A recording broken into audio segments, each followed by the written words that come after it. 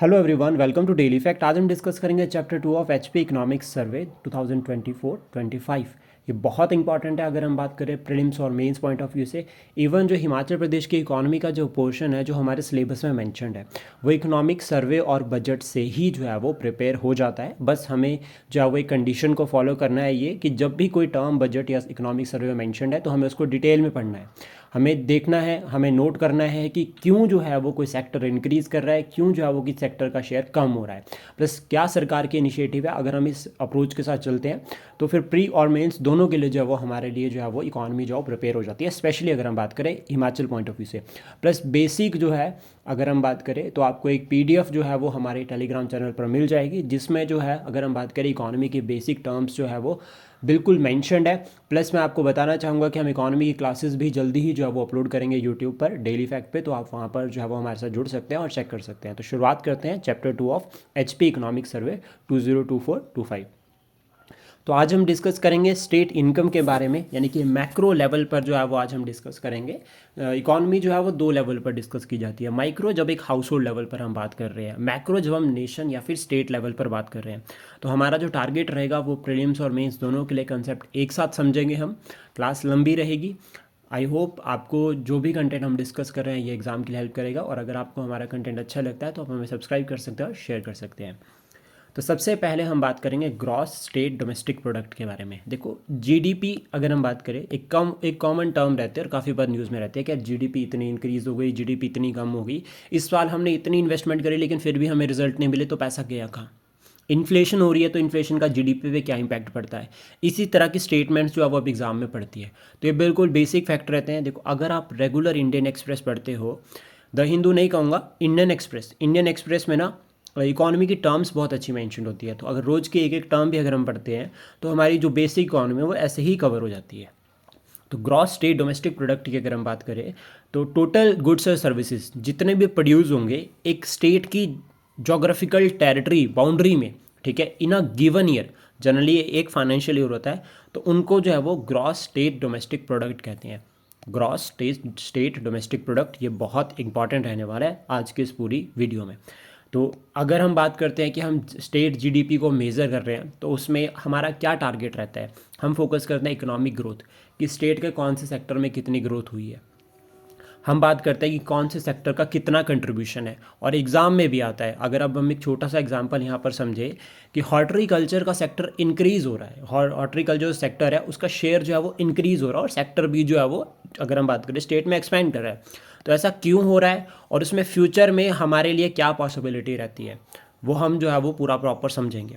Plus साथ में policies, initiative सरकार के, और प्रोग्रेस जो हमारी है स्टेट की, उसको भी यहाँ पर हाईलाइट करते हैं। फिर जो इसमें से जो डाटा रहेगा ना वो हम अपने मेंस में लिख सकते हैं। और मेंस में ये भी एक डाउट रहता है हमेशा कि डाटा किस तरह से ऐड किया जाए। जैसे मान लीजिए अगर हम 3.2% लिख रहे हैं, अभी तो हम पढ़ रहे हैं तो हमें याद है, एग्ज़ाम में तो नहीं याद रहेगा इतना, तो उस टाइम पे हम अबव 3% भी लिख सकते हैं या एवरेज 3% भी लिख सकते हैं।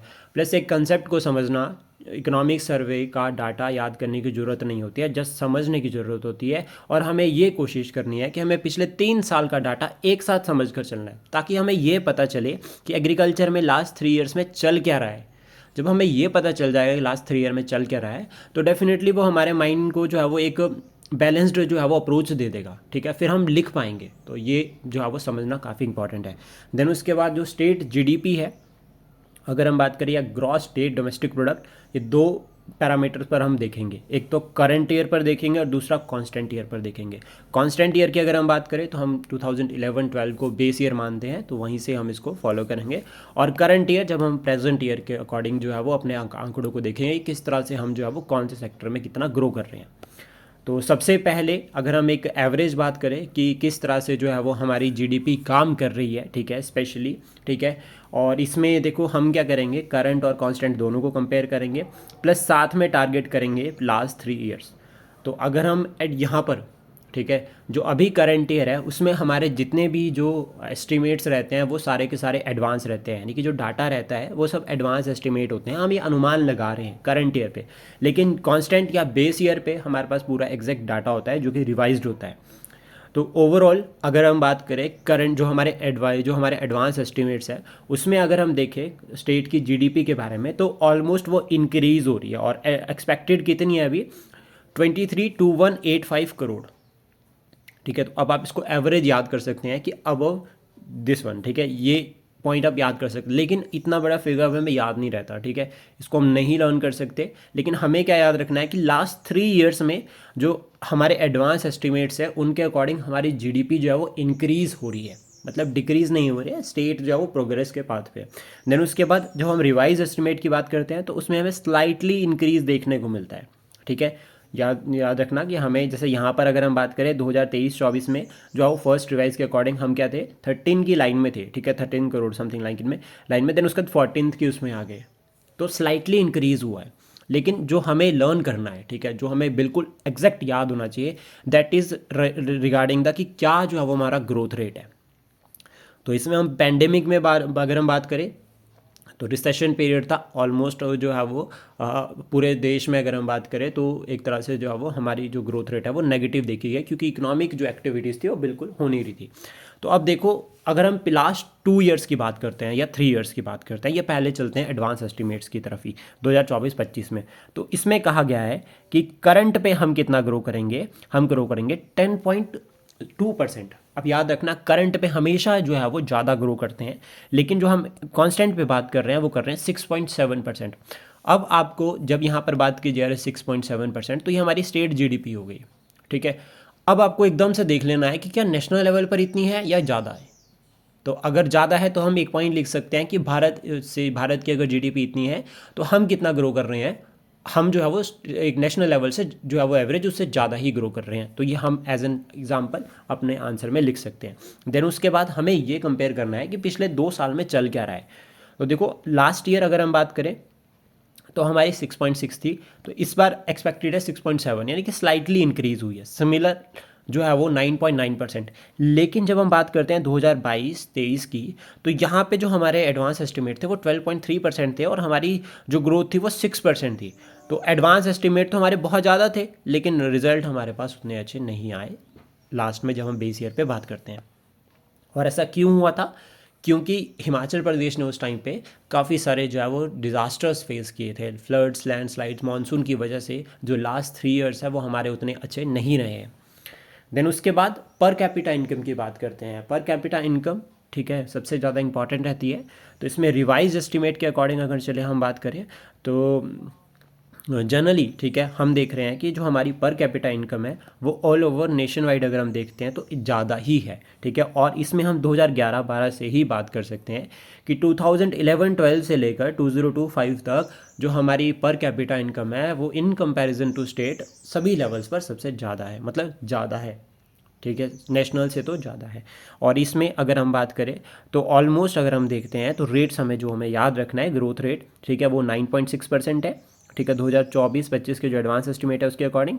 और अगर हम नेशन वाइड बात करते हैं तो दैट इज़ 8.7%। तो मतलब ज़्यादा है। अब देखो, 9.5 थी लास्ट टाइम, अभी कितने हैं? 9.6। तो मतलब इंक्रीज़ हो रही है। यहाँ पर 8.7 मतलब कॉन्स्टेंटली चल रही है। एक पॉइंट और भी यहाँ पर याद रखना है, 2021-22 में ये 18.6% थी, तो पर कैपिटा इनकम हमारी कम होकर 9.6 पर गई है। और अगर हम यहीं पर जो है वो एक तरह से प्रॉपर बेस ईयर पर बात करें तो 11.4% थी, ठीक है, हिमाचल प्रदेश की, और जो कि अभी 9.6। तो हमारी per capita income state level पर अगर हम बात करते हैं वो कम हो रही है, लेकिन अगर हम नेशन वाइड चलते हैं तो वो स्टिल अभी भी जो है वो ज़्यादा है। देन उसके बाद देखो, इसमें क्लियरली हम समझ सकते हैं कि per capita income national level पर सबसे नेशनल लेवल के कंपैरिजन में हिमाचल प्रदेश में ज़्यादा है। 2024-25 में अगर हम बात करें तो 9.6 थी, एडवांस एस्टिमेट्स है। इंडिया की अगर हम बात करें तो 8.7%। कितनी ज़्यादा है वो भी आप नोट डाउन कर सकते हैं, बट लेकिन इतना ज़रूरी नहीं है, बस आपको सिर्फ ये याद रखना है, क्योंकि मेंस में हमें एवरेज लिखना है। समझना, अगर देखो हम क्या गलती करते हैं, हम इकोनॉमिक सर्वे के हर फैक्ट को लर्न कर लेते हैं और 1 महीना उसमें लगा देते हैं और उतने क्वेश्चन नहीं आते हैं फिर। तो अब क्या है कि हमने इतना ज़्यादा टाइम इन्वेस्ट कर दिया, लेकिन हमारे आउटपुट में, क्योंकि देखो जो फैक्ट फिगर इतने टफ तरीके से पूछते हैं वो बहुत रेयर किसी के सही होते हैं। तो इसलिए हमें एक एवरेज, और हमें ये समझना है कि हमें कैसे जो है वो ये कंटेंट हेल्प करेगा। सेकंड, उसके बाद अब हम सेक्टोरल ग्रोथ की बात करते हैं कि सेक्टर वाइज चलते हैं, कौन से सेक्टर में कितना क्या ग्रो किया है। प्राइमरी, सेकेंडरी और टर्शरी 3 इंपॉर्टेंट सेक्टर्स होते हैं इकोनॉमी में। प्राइमरी सेक्टर में क्या इंक्लूड होता है, ऐसा एग्जाम में ऑलरेडी क्वेश्चन बन रखा है, तो याद रखना है crops, live stock, forestry, logging, fishery, mining and queries, ये सभी प्राइमरी सेक्टर का पार्ट है। सेकेंडरी सेक्टर में अगर हम बात करें तो इसके जो सब सेक्टर होते हैं manufacturing, gas, water supply, electricity etcetera. और टर्शरी में अगर हम बात करें तो यहाँ पर हम trade, hotels, transport, communication, finance services, real estate, ठीक है, प्रोफेशनल सर्विसेज, ये सभी यहाँ पर इंक्लूड होती है। अब कौन से सेक्टर का कितना शेयर है हम ये समझेंगे, और ये हमें एग्जाम में जो है वो डायरेक्टली जो है वो हेल्प करेगा। प्राइमरी सेक्टर की सबसे पहले अगर हम बात करते हैं तो प्राइमरी सेक्टर में, ठीक है, ग्रॉस वैल्यू एडिड, अब हम ग्रॉस वैल्यू एडिड पर चल रहे हैं कि कितना जो है वो प्राइमरी सेक्टर के जो भी जो है, लाइक अगर हम बात करें जैसे हमने यहाँ पे देखा crops, live stock, forestry, logging, fisheries, manufacturing, mining और क्वारिंग, इनका ग्रॉस वैल्यू एडिड कितना है प्राइमरी सेक्टर में। तो ओवरऑल अगर हम बात करें तो 3.2% जो कहा गया है फाइनेंशियल ईयर 2024-25 के लिए कि इतना होगा, ठीक है, पहला पॉइंट। सेकंड, तो ये इसमें फैक्ट फिगर्स भी आपके पास है, आप ये लर्न कर सकते हैं। देन उसके बाद कितना एक्सपेक्टेड ग्रो करेगा, 3.2%, इतना जो है वो शेयर रहेगा, एक्सपेक्टेड है। फाइनेंशियल ईयर 2023-24 में कितना था, -1.7। देन उसके बाद 1.7, 2.9, माइनस क्यों, क्योंकि शेयर कम हो रहा है। देन उसके बाद 2019-20 में कितना था, 18.2%। तो अभी क्या है कि जो ये प्राइमरी ग्रोथ सेक्टर जो इन परसेंटेज है, ये आपको याद करके रखना है कि हमारी पहले बहुत ज़्यादा थी, उसका अभी जो है वो हम स्लाइटली फिर से जो है वो ट्रैक पर वापस आ रहे हैं। सब सेक्टर मतलब इसमें ही प्राइमरी सेक्टर में ही बात करते हैं कौन सा सेक्टर का कितना शेयर है। तो 2020-21 को हम कंपेयर करेंगे 2024-25 के साथ, एडवांस एस्टिमेट के साथ। तो देखो क्रॉप्स की अगर हम बात करें तो यहाँ पे जो ग्रोथ रेट थी वो नेगेटिव में थी, लेकिन अभी हम कह रहे हैं कि पॉजिटिव होगा, कितना, 1.6% शेयर रहेगा। लाइव स्टॉक की अगर हम बात करें तो 5.7% था, यहाँ पर 5.2%, कम है लेकिन स्टिल अभी पॉजिटिव में है। अगर हम बात करें फॉरेस्ट्री एंड लॉगिंग की तो यहाँ पे तो हमारी अच्छी जो है वो इंप्रूवमेंट देखी जा रही है, 4.0%। और फिशिंग अगर हम बात करें तो one of the continuous growing sector, 9.6 है यहाँ पे, लेकिन यहाँ पे 7 कम हुआ है, लेकिन स्टिल हम ग्रोइंग पे है, क्योंकि 2023-24 में अगर हम बात करें तो 6.3% था, 2022-23 में अगर हम बात करें तो 9.1। अब स्टेटमेंट इस तरह से भी बन सकती है कि फिशरी जो सेक्टर का शेयर है प्राइमरी ग्रॉस वैल्यू एडिड में, वो लगातार इंक्रीज हो रहा है। अब देखो लगातार इंक्रीज तो नहीं हो रहा है, पहले 9.6 था, फिर 7.8, फिर 9.1, फिर 6.3, फिर 6.0, तो लगातार इंक्रीज नहीं हो रहा है। तो इस तरह से हमें समझना है, ठीक है, और ये फैक्ट फिगर आपको अपने एंड पर ही समझने होते हैं, ठीक है। और तो इसमें हमें ये बात में ध्यान नहीं कौन सा सेक्टर किस तरह से इंक्रीज कर रहा है। अब वो स्टेटमेंट अगर ऐसी बन गई, क्योंकि जिस तरह से अब कोई ये पूछ रहे हैं, इनका कोई ऐसा तो है नहीं कि ठीक है कोई सिस्टम के अकॉर्डिंग चलेंगे, प्रॉपर बस रैंडम क्वेश्चन है, कोई स्टेटमेंट उठा दिया। लास्ट ईयर का अगर आप पेपर देखोगे तो उसमें जिस जिस तरह से फैक्ट पूछे गए हैं तो उसके अकॉर्डिंग फिर यही है कि अगर स्टेटमेंट वाइज क्वेश्चन बनता है तो इस तरह से बन सकता है। प्लस अभी मेंस का भी स्लेव पैटर्न चेंज हो गया है, तो अभी फैक्ट और कंसेप्ट उतने ज़्यादा काम नहीं आएंगे अगर हमने प्रैक्टिस प्रॉपर नहीं करी है तो। देन उसका सेकेंडरी सेक्टर की बात करते हैं। तो देखो सेकेंडरी सेक्टर में ऑलमोस्ट अगर हम बात करें तो कितना हम कह रहे हैं कि हम जो है वो 2024-25 में कितना ग्रो करेंगे, 8.1%। लास्ट ईयर हम कितने थे, 9.4%। तो ग्रोथ रेट कम हो गया है। ग्रॉस वैल्यू एडिड अगर हम बात कर रहे हैं तो वो कम हो गया है, तो ये आपको अपने माइंड में रखना है, ठीक है। लेकिन जो हमारे 2022-23 था उसमें हमारा 5.3% था, तो स्टिल हम उससे तो हाई हैं, ठीक है। हम यहाँ पर एक्सपेक्ट करते हैं कि इतना जो है वो हमारा जो है वो 8 पॉइंट अगर हम बात कर रहे हैं 8.1, तो वो कम हुआ है 9.4 से, लेकिन स्टिल हम अभी एज़ कम्पेयर टू 2022-23 अच्छी जो है वो कंडीशन में है। प्लस एक पॉइंट और, अगर आप इसको 2018-19 से कंपेयर करते हैं तो वहाँ पर 7.3 था, तो ये भी एकदम से इंक्रीज़ नहीं हुआ है, पहले कम हो रहा है, फिर उसका थोड़ा थोड़ा करके ग्रो कर रहे हैं। अब इसमें किस सेक्टर का कितना शेयर है, तो देखो अब यहाँ पर हम कह सकते हैं कि जो इलेक्ट्रिसिटी, गैस, वाटर सप्लाई है उसका जो शेयर है वो इंक्रीज़ हुआ है। बिल्कुल सही है, क्योंकि देखो एकदम से मतलब स्लाइटली इंक्रीज ही हो रहा है, कहीं पर कम नहीं हुआ है, ठीक है। यहाँ पर अगर हम बात करें तो नेगेटिव था पैंडमिक के टाइम पे, उसके बाद 7.7%, फिर उसका 6.7%, 8.5, तो 8.5 से 11.5 फिर इंक्रीज ही हुआ है। कंस्ट्रक्शन की अगर हम बात करें तो 6.9 था, 7.3, 10 और उसके बाद 9.4, तो 9.4 यहाँ पर कम देखा जा रहा है, लेकिन ओवरऑल अगर हम बात करें तो इंक्रीज हो रहा है। तो इस तरह से हमें समझना है कंसेप्ट को कि कैसे लिंक कर रहे हैं ये। देन उसके बाद टर्शरी सेक्टर में अगर हम बात करें तो देखो टर्शरी सेक्टर में सबसे पहले ग्रॉस वैल्यू एडिड, तो इस ये जो टर्शरी सेक्टर है इसको हाईएस्ट जो है वो कंट्रीब्यूटर माना जा रहा है स्टेट में, अभी स्टेट की जीडीपी में। तो ओवरऑल अगर हम बात करें तो ग्रोथ रेट ही देखते हैं सबसे पहले। तो 5.9% कहा है टर्शरी सेक्टर के लिए कि इतना जो है वो एक्सपेक्टेड है ग्रो करेगा। लास्ट ईयर कितना था? 6.0%। 9.6% था 2022-23 में, तो ये बहुत इंपॉर्टेंट है, ठीक है। सेकेंड रिवाइज्ड के अकॉर्डिंग 9.6 था, और ये आपको याद रखना है। तो उसके बाद 5.9 तो कम हुआ है। तो हम बता सकते हैं कि हमारी जो इकोनॉमिक ग्रोथ है वो कितनी डगमगा रही है, कितने जो है वो टर्शरी सेक्टर हम कह रहे हैं कि सबसे ज़्यादा शेयर है, लेकिन वहाँ पे भी क्या समस्याएं हमारे पास बनी हुई है। देन उसके बाद ये डिटेल में आप देख सकते हैं कि कौन से सेक्टर का कितना शेयर है। तो अगर इसमें हाईएस्ट अगर हम बात करें तो वो रह रहा है ट्रांसपोर्ट, स्टोरेज और कम्युनिकेशन का 9.4%, जो आपके एडवांस एस्टिमेट में कहा गया है। लेकिन वहीं अगर हम देखें लास्ट ईयर जो है वो इसका शेयर कितना था? 14.2%, तो उससे तो कम ही है। तो ये भी हम बता सकते हैं कि किस तरह से जो है वो हम जो है वो चैलेंजेस फेस कर रहे हैं इकोनॉमिक ग्रोथ में। तो ये सारे आंकड़े जो है वो इस किस्त का मतलब हमें क्या दर्शाते हैं लास्ट ईयर के कंपैरिजन में।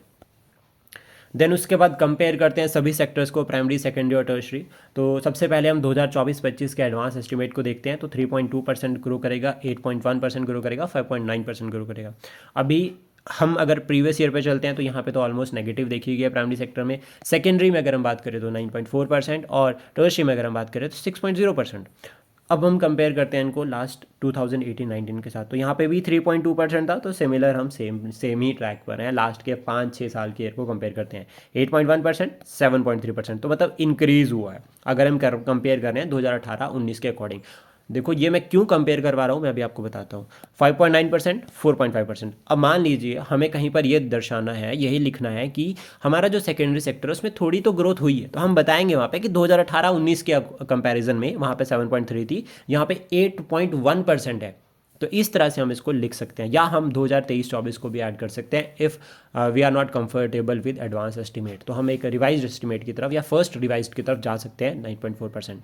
तो इस तरह से हम इसको लिख सकते हैं, तब जो है वो हमें ये 2018-19 का जो है वो डाटा हेल्प करेगा। तो इसलिए इकोनॉमिक सर्वे सिर्फ एक साल का पढ़ना, अगर हम ये सोचते हैं कि हम 2 साल का इकोनॉमिक सर्वे पढ़ेंगे, तो नहीं, एक ही साल का पढ़ो, उसमें ही हमें पिछले 3-4 साल का डाटा मिल जाता है। देन उसके बाद नेक्स्ट हम बात करेंगे सेक्टर वाइज कि सेक्टोरल कंपोजिशन जो है वो क्या रहती है स्टेट ग्रॉस वैल्यू एडिड में, ठीक है। करंट ईयर प्राइसेस पर हम बात करें, करंट पे, तो ऑलमोस्ट देखो अगर हम बात करें यहाँ पे, तो जो हमारा टर्शरी सेक्टर है उसका शेयर ऑलमोस्ट 42 से लेकर 45 के बीच में है 2018 से लेकर 2024 तक के बीच में। तो 42 से लेकर 45 तक मतलब ओवरऑल इंक्रीज हो रहा है, ठीक है। वहीं अगर हम बात करें सेकेंडरी सेक्टर की, तो सेकेंडरी सेक्टर का शेयर कम होता नज़र आ रहा है। 40 देखो 44 था, 44 से 39 पर पहुंच गया। तो आप इसको लिख सकते हैं कि ये हमारे लिए एक चैलेंज है कि हमारा सेकेंडरी सेक्टर का शेयर करंट ईयर प्राइसेस पर कम हो रहा है। वहीं प्राइमरी सेक्टर की बात करें तो ये जो है वो हमारे लिए थोड़ी सी जो है वो एक अच्छी जो है वो एक रिजल्ट है कि जो शेयर है वो इंक्रीज़ हो रहा है, ठीक है। 2018-19 में अगर हम बात करें तो 13.1% था, 13.1%, और अभी कितना है 15.2%। तो ये जो है वो वन ऑफ द अभी जो है वो एक इम्प्रूवमेंट देखी जा रही है।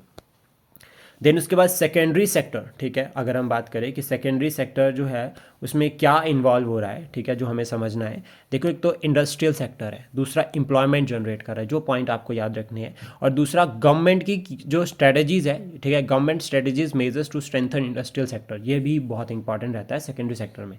फिर उसके बाद अगर हम बात करते हैं कि share of different sectors in gross value added and employment Himachal, ठीक है, इन दोनों की हम बात कर रहे हैं और कंपेयर कर रहे हैं उसको इंडिया के साथ।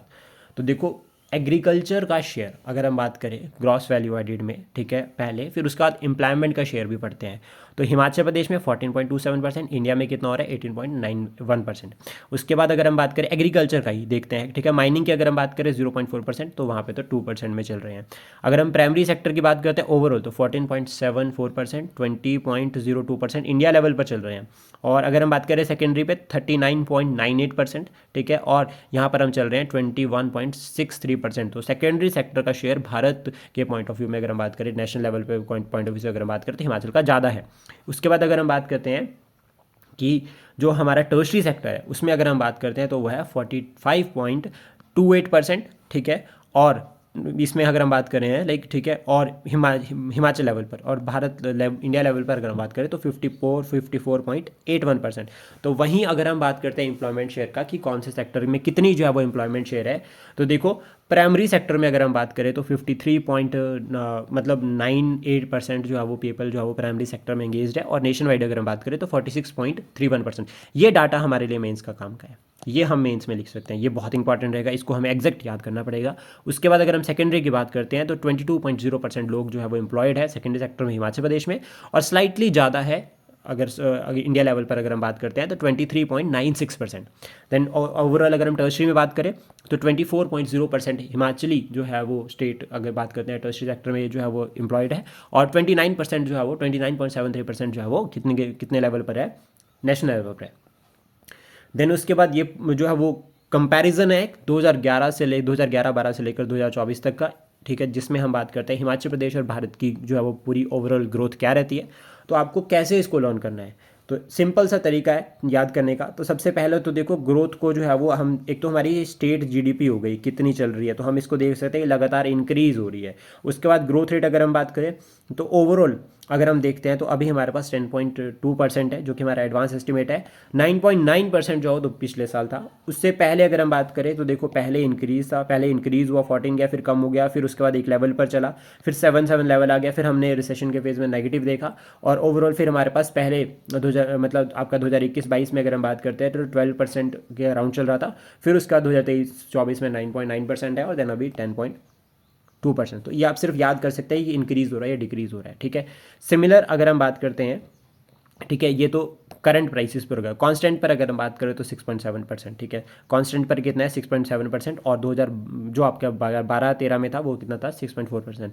वहीं अगर हम नेशन वाइड बात करते हैं तो देखो करंट पे हम कह रहे हैं कि 13.8%, और यहाँ पर हम कह रहे हैं 9.7%। वहीं अगर हम कांस्टेंट पे बात करें तो यहाँ पे 2012-13 में हम 5.5% पे थे, और अभी हम कितने पे हैं 6.4%। तो इस तरह से हम लर्न कर सकते हैं।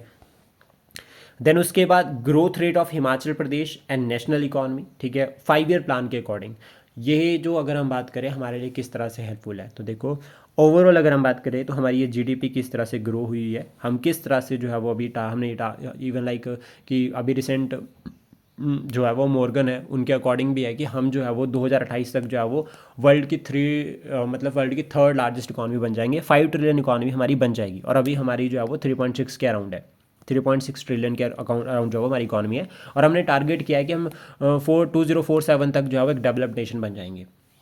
तो ओवरऑल कौन से प्लान में हमारी कितनी थी, ठीक है, ये समझना जरूरी है। तो हम इसको देखो या तो 5 ईयर प्लान के अकॉर्डिंग पढ़ सकते हैं कि कौन से 5 ईयर प्लान में किस तरह की जो है वो हमारी जीडीपी रही है, ठीक है, पहला ऑप्शन। सेकंड उसके बाद यहाँ से ये क्लियर होता है कि 5 ईयर प्लान में कौन से 5 ईयर प्लान में क्या हुआ है, वो हमारे लिए बहुत ज़्यादा इंपॉर्टेंट है।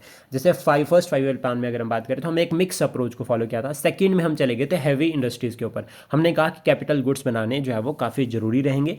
थर्ड 5 ईयर प्लान में अगर हम बात करें तो क्राइसिस हुए थे, लेकिन ग्रीन रेवोल्यूशन भी इंट्रोड्यूस हुआ था। फोर्थ 5 ईयर प्लान अगर हम बात करें उससे पहले जो है वो एक तरह से जो है वो हॉलीडे प्लान्स आए हैं 3, तो इसमें हमारी जो जीडीपी इंडिया लेवल पर रहती है वो 4.1% रहती है। फिर उसके बाद अगर हम देखते हैं फोर्थ 5 ईयर प्लान 1969 से लेकर 74 गरीबी हटाओ के नारे के साथ ही आई थी। इस टाइम पे अगर हम बात करें इंदिरा गांधी जी की सरकार थी। फिफ्थ अगर हम बात करें 1974 से लेकर 79, लेकिन इमरजेंसी पीरियड यहाँ पर आए। देन उसके बाद अगर हम बात करें एनुअल प्लान्स आए हैं 2, 78 से लेकर 79 और 79 से लेकर 80, जिसमें हमारी जीडीपी ऑलमोस्ट जो है वो स्टेट की जीडीपी अगर हम बात करें तो वो नेगेटिव में देखी गई है। सिक्स्थ 5 ईयर प्लान की अगर हम बात करें 1980 से लेकर 85 के बीच में, यहाँ पर इंडिया लेवल पर इंप्रूवमेंट हुई है, और हिमाचल लेवल पर भी इंप्रूवमेंट हुई है। कितना रैंक आ रहा है 3.0, कितना जो है वो आ रहा है ग्रोथ आ रही है, वो आ रही है 3.0, और यहाँ पर आ रही है 5.3%। सेवन्थ 5 ईयर प्लान 1985 से लेकर 1990 के बीच में 8.8%, हिमाचल प्रदेश स्टेट से नेशन वाइड से ज़्यादा ग्रो कर गया, ग्रोथ रेट देखना 8.8%, और अगर हम बात करें 6.0%। उसके सेवन्थ में अगर हम बात करें इकोनॉमिक रिफॉर्म्स हुए थे एलपीजी, तो यहाँ पर अगर हम बात करें तो 3.9%, और यहाँ पर स्टेट नेशनल लेवल पर अगर हम बात करें दैट इज़ 5.4%। तो मतलब यहाँ पर इंप्रूवमेंट्स नेशनल लेवल पर हुई थी एलपीजी रिफॉर्म्स के बाद। फिर उसका 1990 1 से लेकर 1982 के बीच में अगर हम बात करें तो यहाँ पर 0.4% ऑलमोस्ट। फिर उसके बाद 8th जो 5 ईयर प्लान आया यहाँ पे 1992 से लेकर 1987, यहाँ पर हिमाचल प्रदेश में ग्रोथ ऑब्जर्व किया है 6.3%। एलपीजी रिफॉर्म्स वाला कंसेप्ट यहाँ पर अप्लाई होता है। और अगर हम बात करते हैं नेशन वाइड तो 6.2%। उसके बाद अगर आप देखोगे तो ऑलमोस्ट 6.2%, 6.4%, 7.6, 8.7.2, 6.2 हमने जो है वो जो ये हमारे क्राइसिस के टाइम तक पैंडेमिक से पहले हमारी ग्रोथ रेट बहुत अच्छी थी नेशन वाइड अगर हम बात करते हैं हिमाचल लेवल पर। और नेशन वाइड भी अगर हम बात करें तो ऐसा कहा जाता है कि 2008 के जो इकोनॉमिक क्राइसिस हुए थे, ठीक है, उस टाइम पे जो हमारी जीडीपी थी वो ऑलमोस्ट जो है वो 7.8 से लेकर 8.0 के बीच में थी। मतलब पूरा वर्ल्ड जो है वो रिसेशन में चल रहा है, ग्लोबल क्राइसिस में चल रहा है, लेकिन we are in growth, we are in positive. तो उसका असर भारत के ऊपर कम देखने को मिला है। और प्रेजेंट टाइम पे अगर हम बात करते हैं तो 6.7% हिमाचल लेवल पर और 6.4% अगर हम बात करें तो स्टेट लेवल पर। देन उसके बाद देखो जो हमें कंसेप्ट बेसिक समझना है कि स्टेट की जो इकोनॉमी है ना वो ऑलरेडी ग्रो कर रही है और जो कंट्रीब्यूटिंग सेक्टर है that is secondary and tertiary. ये तो हमारे लिए एक अच्छी बात है। लेकिन अगर हम देखते हैं कि हमारी जो इकोनॉमी है स्टेट लेवल पे उसमें जो पॉपुलेशन है उनकी डिपेंडेंस जो है वो प्राइमरी सेक्टर के ऊपर ज़्यादा है, लेकिन प्राइमरी सेक्टर का शेयर कम है। ठीक है, तो इसके लिए हमें क्या फोकस करना चाहिए, या फिर अगर हम बात करें कि जो सेकेंडरी और टर्शरी सेक्टर है अगर हम इन पर इनका जो है वो शेयर अगर इंक्रीज़ हो रहा है तो हम किस तरह से और जो है वो अच्छे रिजल्ट ला सकते हैं।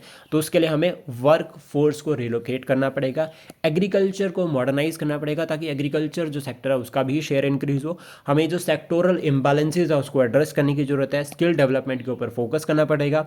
जो डिसगर्स्ड अनएम्प्लॉयमेंट है, अगर हम बात करें कि एक लोग जो एक काम है उसको 4 लोग कर सकते हैं लेकिन फिर भी वहाँ पर 8 लोग लगे हुए हैं उस काम को करने के लिए, तो इसको डिसगर्स्ड अनएम्प्लॉयमेंट कहा जाता है।